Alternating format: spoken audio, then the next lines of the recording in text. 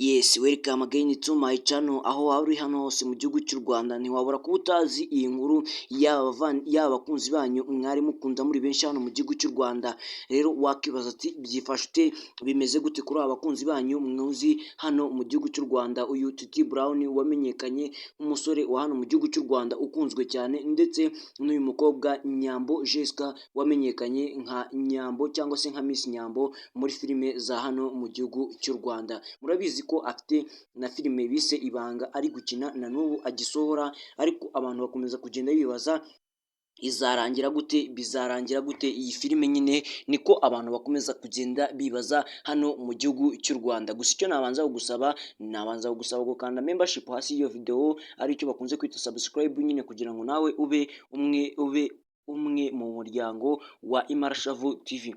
Kandi n'ubundi nimba uri mushya kuri YouTube channel, nawe nta kabuza wakanda subscribe, ahandi rero ugakomeza n'iyi video. Rero inkuru iri kugenda icicikana hano kuri aba bakunzi banyu hano mu gihugu cy'u Rwanda, nuko nyine bamaze gutandukanya urukundo mwari muzi ko bafitanye hagati yabo bombi.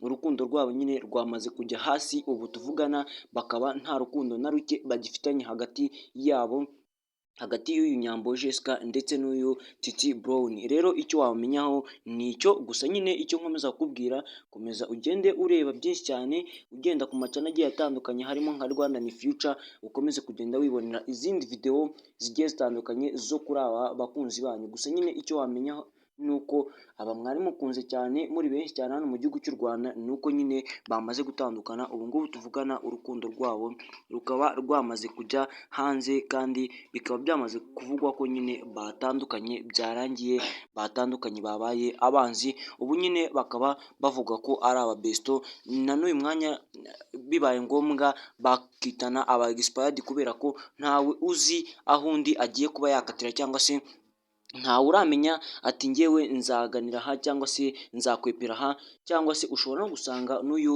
Titi Brown yari afite undi mukunzi, cyangwa se uyu Nyambo Jessica yari afite undi musore umukurikirana, kubera ko ku muntu ufite amafaranga nk'aya ntiyabura undi muntu uba wamukurikirana. Hari n'umukurikirana kugira ngo nyine babashe basangire aya mafaranga, ariko hari n'umukurikirana kugira ngo babashe kujya mu rukundo runaka, babashe kuba nyine bari mu rukundo, yaba urukundo rwabo cyangwa se yaba nyine bagamije kuba baryanana amafaranga cyangwa se imitungo runaka, akagenda nyine agamije ko nta rukundo bafitanye, ahubwo ari ukuba yishakira umutungo, akaba ashaka icyo bita amafaranga nyine, kugira ngo abe yamukura yigendere. Gusa rero ni umwanya wo kugera ku musozo w'ikiganiro twari twabateguriye.